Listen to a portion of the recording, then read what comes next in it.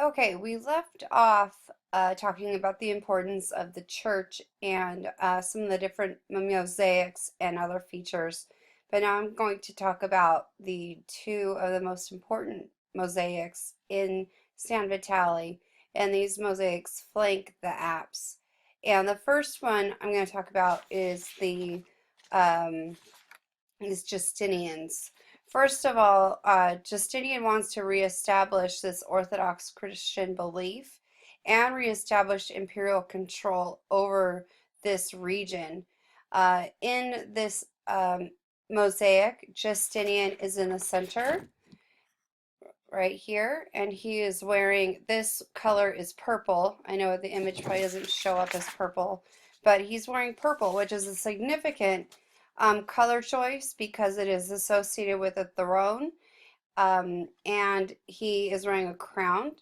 Another thing above his crown we can see is a halo, which suggests either that he is divine or that he has, he has the divine authority given to him by God. In this also, we have his attendants right here, which would be members of the imperial court. This is Maximus. He is the bishop of this area, and his name, we know it's Maximus because his name is written right here. But he is that also, this part was added later on.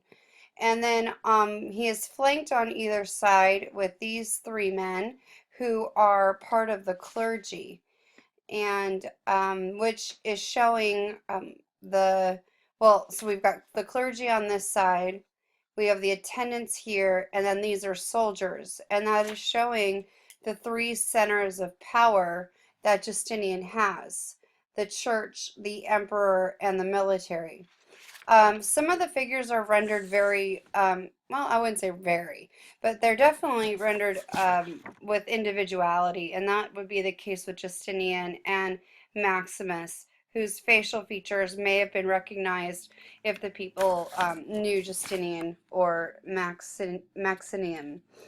But the soldiers on the left are not individualistic at all. In fact, their faces look almost the same, and then they just have different colors on their outfits.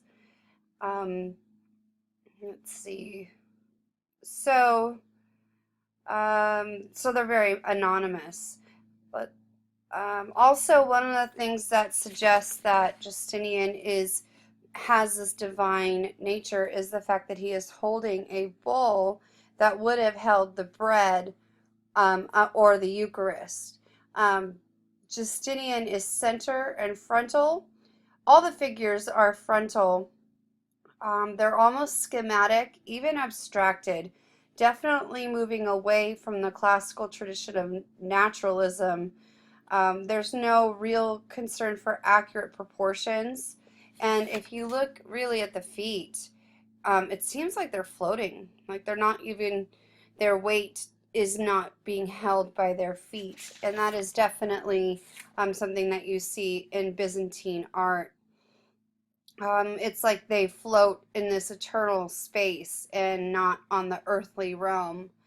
The emperor is leading a procession for the enactment of the sacrament of the Eucharist, and the figures stand in front of a field of gold, and this gold in the background really would have stood out, and the way that they made this with the tesserae tiles and then the glass and then the gold would have caught the eye depending on how the light was, and so it would have just glowed, and that is definitely an example of um, and it's a classic example of the Byzantine tradition. Okay, moving on to the next mosaic, which is Theodora. Her panel would have been on the opposite side of her husband's. Theodora is, she ruled as a co-equal to the emperor. She was born to a lower class and was an entertainer. Justinian caught her eye and married her, even though she was definitely of a lower class than he was. But she is going to be really kind of the power behind the throne. And um, we see that giving her this much attention, and the fact that this mosaic mirrors Justinian so closely really does give weight to the fact of how much power Theodora had. She let's see, she also is wearing purple, the imperial purple. She also has a halo, and she is carrying another liturgical vessel, which is the a vessel that holds the wine that is also part of the sacrament of the Eucharist, where the wine turns into the blood of Christ. She's wearing an incredibly elaborate clothing and jewelry. You can see a close-up here of Theodora, and she would have around her crown is supposed to be pearls, which is supposed to ward off disease, but also sapphires and rubies are supposed to be represented in her outfit. Um, let's see, Theodora would also, the embroidery at the bottom of her cloak depict the three magi who brought the valuable gifts to baby Jesus after his birth. And her actions here are emulating this idea of bringing gifts to the church. And in this way, the entire program of the mosaic decoration revolve around the theme of offerings. They're offering gifts. Her attendants also wear very rich textiles and jewelry of the Byzantine court, which again is a sense of trying to bring richness of the imperial court from Constantinople to Ravenna. They're standing beside a fountain, which was presumably in the courtyard leading to the entrance of the church. The open passageway on the left of the mosaic also represents the fact that women at this time were to observe religious ceremonies from the gallery of the second floor. The depiction of the figures, just like with the Justinian mosaic, is that it is very flat, very little sense of three-dimensionality, and again with the feet, looks like they're floating. The brilliant colors would stand out, and there are no shadows also, so it's a very flat plane of what we're seeing. And then so here on the map you could see this is where the mosaic for Theodora is, and then Justinian's would have been right here. Yeah, mosaic of, so they would have been across from each other, and then over here was the one I told you guys about with the with Jesus and on the orb. I haven't been to this church. It's Ravenna wasn't on our itinerary the last time we were in Italy, but I have my sister-in-law who went, and here's a couple pictures from their trip. And I wanted to show this one because it really shows off the gold and the use of the halos. Also, the writing included in the mosaics, the patterning right here, and then you could see the windows as well. And then above here would have been more mosaics.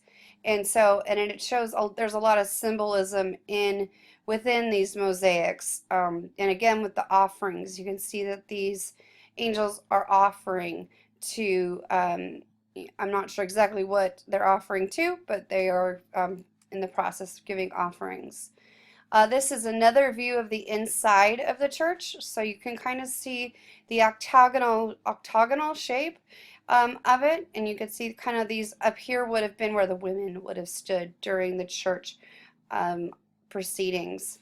And you can see again the marble that was cut and the different abstracted view of it. And every inch of this is covered with some kind of decoration.